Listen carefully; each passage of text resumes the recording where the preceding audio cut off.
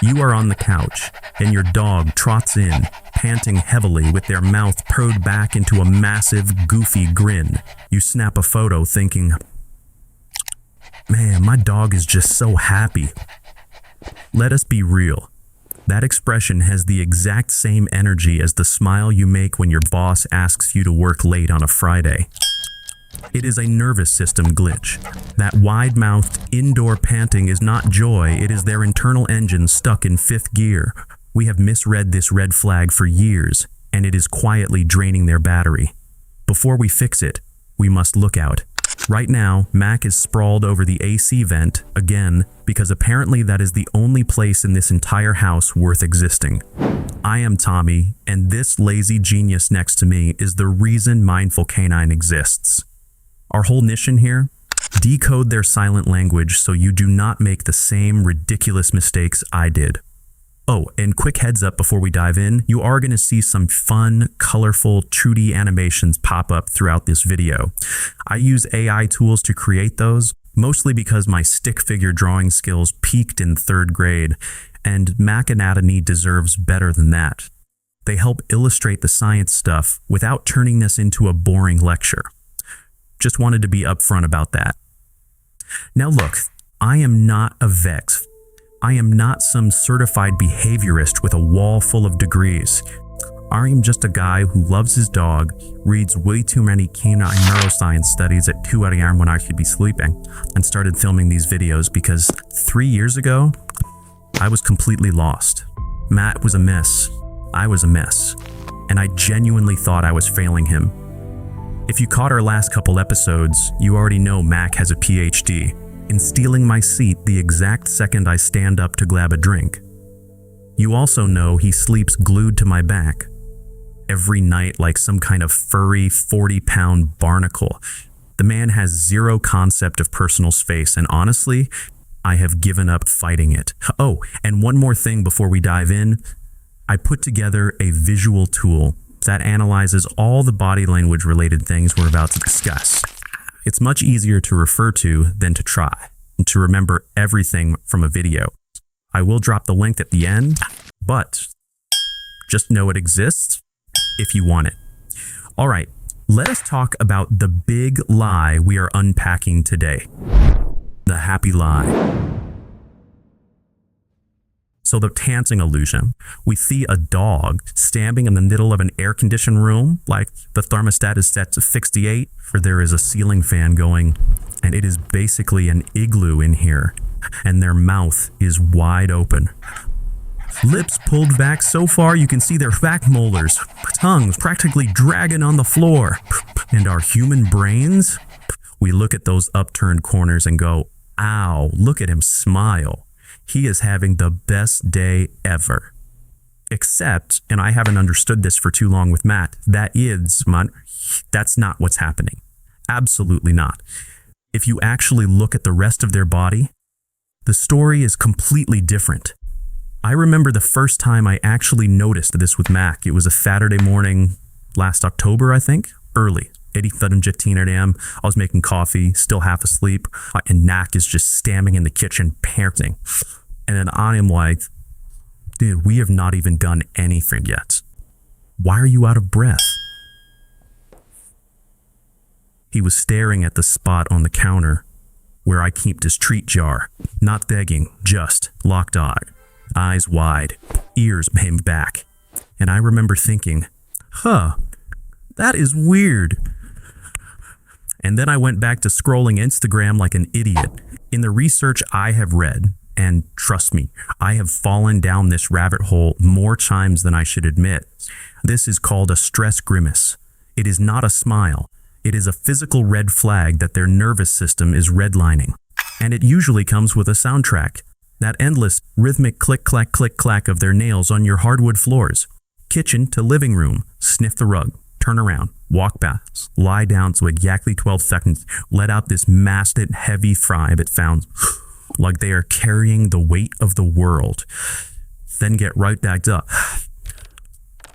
We joke that they are just getting their steps in. Oh, he is training for a marathon. But that restlessness, That is not exercise. That is the physical overflow of mental friction.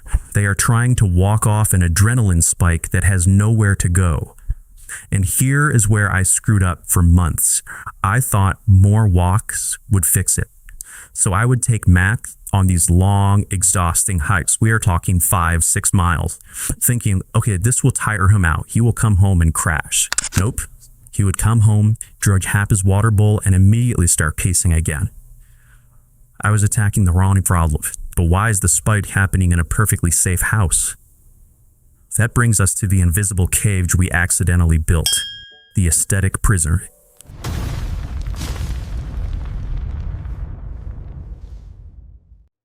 Think about your living room right now.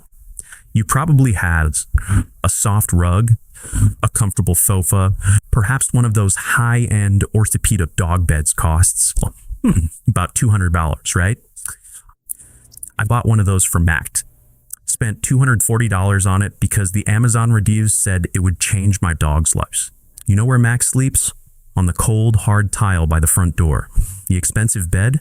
It is now a very expensive laundry basket. Process, everything is humming, your dog's nervous system is good to go.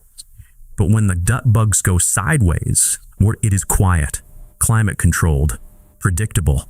To a dog with instincts built for hunting, herding, and scavenging, this sterile, quiet space is not a sanctuary. It is a sensory deprivation tank. We call this the aesthetic prison.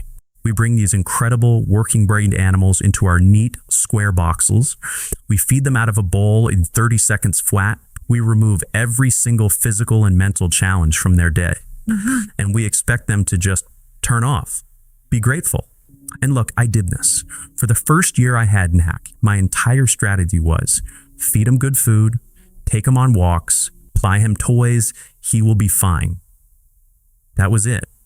That was my whole plan. December 2023, I remember because it was right after Christmas and my sister had just left after staying for a week.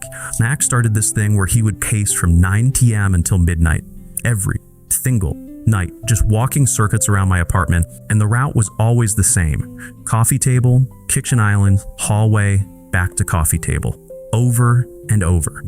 I actually counted one night. He did 47 laps before I finally lost my mind and yelled at him to stop, which, spoiler alert, made it worse. I thought, okay, he is bored. I will get him something to do. So I bought this hideous neon orange chew toy. I am talking safety cone orange. It clashed with literally everything in my house. My mom came over, saw it on the floor, and said, "Did you rob a construction site?" Mac chewed it for exactly 3 minutes, dropped it directly on my foot, which hurt by the way, and went right back to pacing.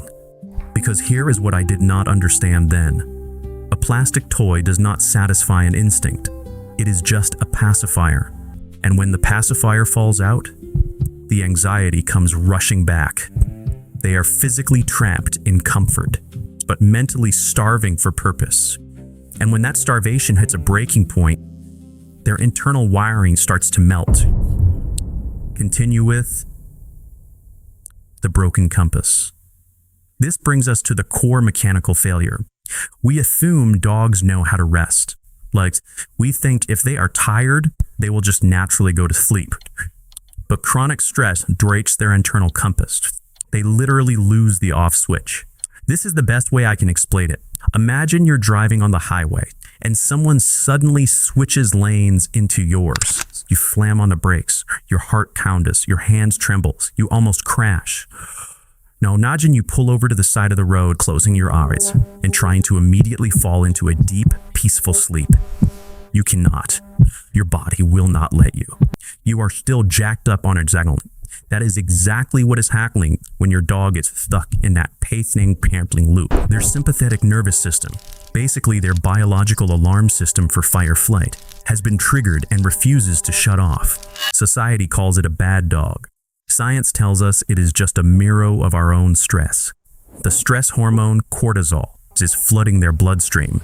Their muscles are tense. They are literally vibrating with trapped energy.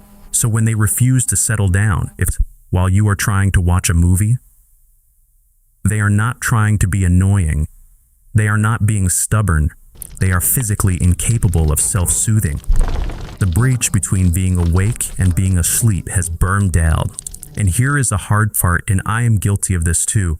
We accidentally make it worse. We give them attention when they pace. We talk to them when they pant. Hey buddy, what is wrong?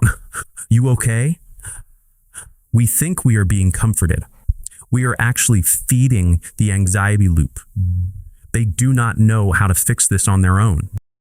They are waiting for us to show them how to turn the engine off. But how do you forcefully relax to an animal that is biologically terrified of sitting still? The answer is not a longer walk. It is not a more expensive bed. Trust me, we have established that. The answer is something much more mechanical. The mirror of our stress. Okay, picture this. It is 8 p.m. on a Wednesday. You are exhausted from work. You just want to zone out, watch some mindless TV. And your dog walks past the screen for the 9th time. They stop, stare at you, pant heavily, walk away. What do we usually do? We get annoyed, right? I know I do. I let out this loud, frustrated sigh. Buddy, please, just go lay down. I am begging you. 2 weeks ago, Thursday night, I think because I had just finished a client call that ran late, Matt did this exact thing. I was trying to watch The Last of Us and he would not stop pacing, and I finally snapped, Mac, dude, what do you want from Mitch? And he just looked at me with these big, stressed out eyes and kept pacing. And I felt like garbage. Here is where the cycle gets dangerous. Dogs are masters of energy contagion. They are emotional sponges. If they are already stuffed in fight or flight mode and they sense your frustration building, it is like pouring gasoline on a fire. Imagine you are having a mild panic attack and your friends start aggressively telling you to just relax. Just sit still. Just breathe. Does it work? Of course not. It makes you feel completely misunderstood and even more unsafe. This is the silent apology we owe them. We misunderstood their cry for help as bad behavior. We bought them expensive beds and fancy toys, but we forgot to give them the one thing their brain is screaming for: structure. And for a dog whose ancestors were bred to work 12-hour days in rough fields, structure equals safety. When we finally understand that the wide, panting mouth is not a smile, everything shifts. We stop being angry at the pacing. We start seeing it for what it is, a physical toll. The chronic stress elevates their heart rate, messes with their digestion, compromises their immune system. They are literally aging faster because they do not know how to turn off the alarm bells in their own head. They need a designated pirate so they can stop trying to fly in the plane. Resetting the system. So how do we install this off switch? How do we force a redlining engine to finally idle? We use a process I call the off switch protocol. And look, it is not rocket science. It is not about bribing them with treats. It is definitely not about yelling "stay" 50 times. It is about completely removing their choices. When a dog has free roam of the entire house, their brain feels obligated to monitor everything: front door, back window, kitchen, hallway. It is exhausting. We have to shrink their world down to one single, predictable square: a mat. Step 1. Put them on a leash. Yes, inside the house. I know it feels weird. The first time I did this with Matt, and my neighbor knocked on my door and saw me sitting on the couch holding a leash, and I am pretty sure she thought I had lost my mind. But you bring them to the lat and you sit down. I usually put on a show or grab my laptop, and you hold the end of the leash or step on it. Just enough slack for them to stand, turn around, and lie down. But they cannot leave the mat. At first, they are gonna fight it. Matt stood there panting at me for a solid 20 minutes, The first night, just staring, like, what is this? What are you doing? Why tonight I patrol? The hallway? Here is the absolute most critical part, and this is where I messed up. The first 3 times, you do not say a word. You do not look at them. Eye contact and talking. That is stimulation. You are just a heavy, unmoving tree. Eventually, their brain realizes, I cannot pace. I cannot patrol.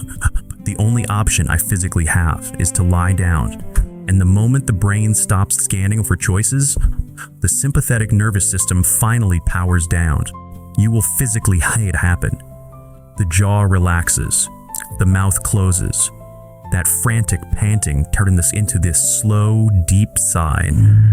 They surrender to the boundary.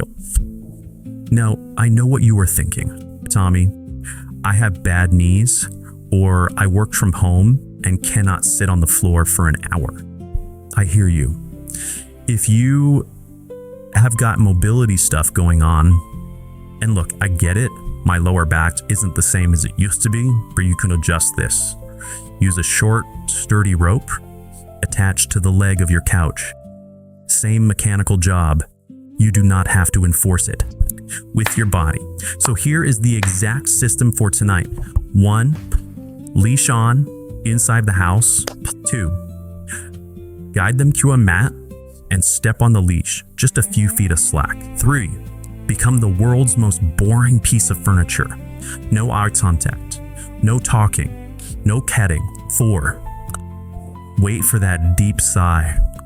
That is the sound of the engine finally shutting off. You do not have to memorize every single microsignal on your own. I put the whole system, ear positions, posture shifts, mouth language, into a guide called the Canine Body Language Map. Just drop the word BODY in the comments and I will send you the PDF. We spend so much time wishing our dog could just talk to us, right? We wish they could tell us when they are overwhelmed, when they are exhausted, when they just need a break from their own racing minds. But the truth is, they are talking to us all the time. We just have to learn how to listen. The next time your dog is pacing the floor with that wide, frantic grimace, the one we used to think was a smile, do not reach for your phone to take a picture. Reach for their leash. You are not restricting them. You are giving them the greatest gift a parent. Permission to finally close their eyes, let go of the control wheel, and do absolutely nothing. Be their peace, and they will be yours. Take care of each other.